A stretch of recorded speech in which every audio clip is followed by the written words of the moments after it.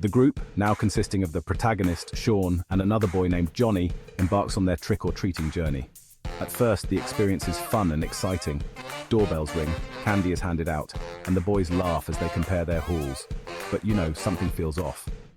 As the streets begin to empty and the sky darkens, the kids notice that many of the families they pass by ask the same question: where are your parents? Johnny, the brash one of the group, lies easily, saying that their parents are just ahead with Sean's sister. The protagonist grows more uneasy. While Johnny's lie works, and no one presses further, the constant questions remind the protagonist that they are alone. The excitement of trick-or-treating starts to wear thin, replaced by a growing anxiety. He begins to notice how quiet the streets are becoming. The laughter of children becomes more distant, and the houses grow farther apart. They are venturing into a less familiar part of the neighborhood, where the warm, welcoming lights of decorated homes are becoming sparse. Just as the boys are starting to feel the night's chill, they spot a man in the distance. He is pushing a stroller, moving slowly along the sidewalk. His appearance is odd, too calm and deliberate, considering the festive chaos surrounding him. He catches the boys' attention and approaches them, his demeanor friendly but slightly off. He starts a conversation, asking them if they've had a good haul tonight, all while making casual remarks about how his own daughter, asleep in the stroller, had a long night as well. The protagonist feels an immediate sense of unease. Something about the man feels wrong, but his friends don't seem to share the same instinct. The man offers them more candy, telling them they can get an extra treat at his house just down the street. He assures them it's not far, and his daughter, though asleep, will surely be delighted to see other kids. The man's tone is light, but there's a sinister undercurrent that only the protagonist seems to pick up on. The boys hesitate for a moment. Sean and Johnny, driven by the lure of extra candy, are eager to follow the man. The protagonist feels trapped. He doesn't want to be left alone, but every instinct in his body tells him not to trust the stranger. Torn between fear and the pressure from his friends, he reluctantly follows. As they trail behind the man, the neighborhood starts to feel more isolated. Fewer houses have their lights on, and the street grows darker with each passing minute. The man chats casually as he walks, making small talk with the boys, but his words feel increasingly hollow. The protagonist can barely pay attention, his senses hyper-aware of how vulnerable they are becoming. His grip on his pillowcase tightens as they venture deeper into unfamiliar territory. The man's house finally comes into view, a shadowy figure at the end of the street. It's darker than the others, with no decorations and only a faint light glowing from inside. The man stops at the gate, gesturing for the boys to follow him inside. As he pushes the stroller up the driveway, the protagonist's heart begins to race.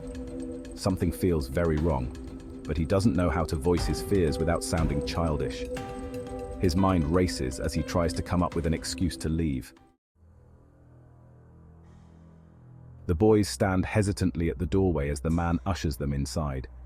The house feels eerily quiet, with only the soft creak of the stroller's wheels breaking the silence.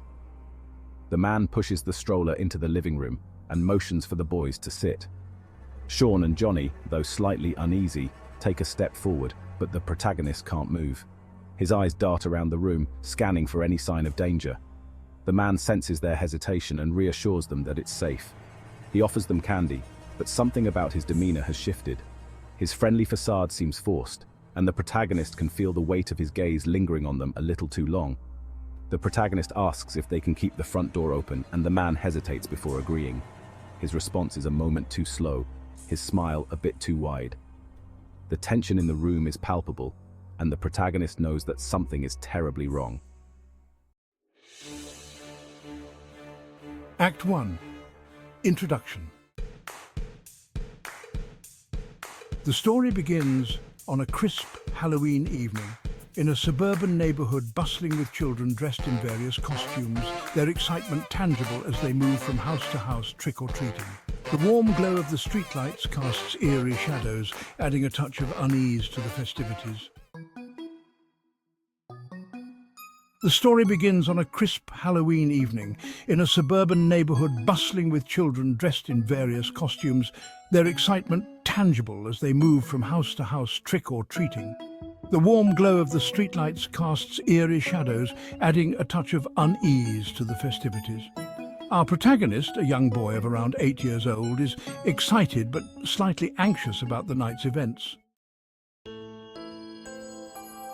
His mother drops him off at his friend Sean's house, trusting that an adult will be supervising the night's activities. However, things don't go as expected. Upon arriving, the protagonist realizes that Sean's older sister, who was supposed to take them out, is preoccupied and uninterested in joining. Sean informs the protagonist that they'll be trick-or-treating alone, without adult supervision. The protagonist's stomach churns with a mix of excitement and anxiety. The prospect of freedom excites him, but the knowledge that they'll be vulnerable makes him uneasy. He considers asking to go back home, but peer pressure from his friends keeps him silent.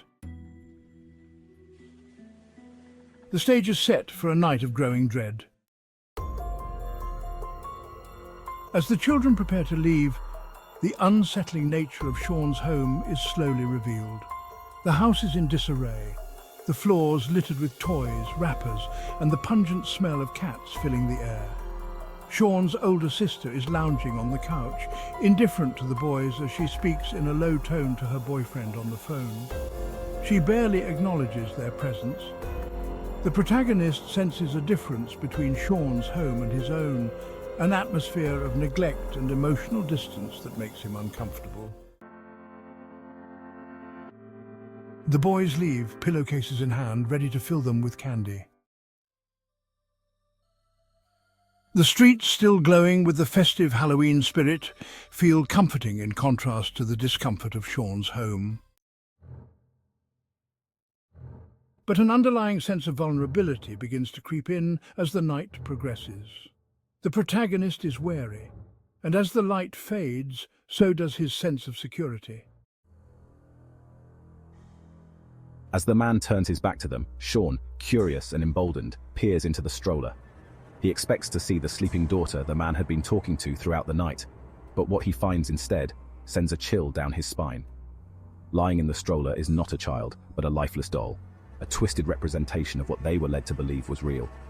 Sean's face pales as he nudges the protagonist, whispering urgently, "Let's go, now." The protagonist's heart pounds as he realizes the danger they are in. Johnny, always quick to act, grabs his pillowcase and whispers for them to leave quietly. The man, still rummaging through a cabinet in the kitchen, is distracted for the moment. The boys exchange a quick glance and make a break for the door. They run. The boys don't look back as they sprint down the driveway, their pillowcases full of candy swinging wildly at their sides. The sound of their footsteps echoes in the quiet street, but the man doesn't follow. They glance back only once, seeing the man standing in the doorway, his figure darkened by the shadows. He watches them leave, but he doesn't move. The protagonist can feel the man's eyes on him, a silent threat that he will never forget. Their breaths come in ragged gasps as they run as fast as their legs can carry them. The familiar houses of the neighborhood come back into view, and the sounds of distant trick-or-treaters reach their ears again. But the boys can't shake the feeling that they've just escaped something far worse than they can comprehend. The boys slow down, breathless and shaken, when they hear a voice calling out to them. A woman, concerned and alert, rushes over from a nearby house. She asks if they're all right, noting their pale faces and frantic behavior. They stammer out the details of what just happened, pointing back toward the man's house. The woman's face darkens with understanding, and she quickly ushers them inside her home. She reveals that she knows the man. They've seen him in the neighborhood before, but he doesn't have a daughter. She had always found him odd, but never had proof that anything was wrong until now. The boys sit in stunned silence as the woman calls the police. The protagonist's mind races, replaying the events of the night. The doll in the stroller, the man's eerie calmness, the dark empty house. It all feels like a nightmare. But as the neighbor reassures them that they're safe now, he can't help but wonder what the man had planned. The neighbor drives them home, making sure they are safe and sound. When the protagonist arrives back at his house, his mother is waiting, worried and frantic after having not heard from him for hours.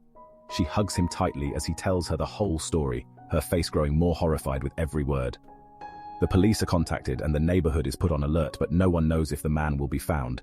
The night's events have shaken the protagonist deeply, and though he is home now, he doesn't feel truly safe. In the days following the incident, life seems to return to normal, but the protagonist is forever changed. He avoids talking about the experience, but the fear remains, lingering in the back of his mind. His friendship with Sean, once carefree, now feels strained, as the trauma of the night has left an unspoken rift between them. The protagonist no longer feels the same excitement about Halloween, and the thought of trick-or-treating brings a wave of anxiety he can't shake. One evening, as he sits in his room, he glances out the window, half expecting to see the stranger lurking in the shadows. The police never found the man, and the uncertainty of what could have happened still haunts him. The final shot lingers on the protagonist's face, his expression a mix of relief and unease. The story ends with a quiet tension, leaving the audience with the unsettling question: what might have happened if they hadn't run?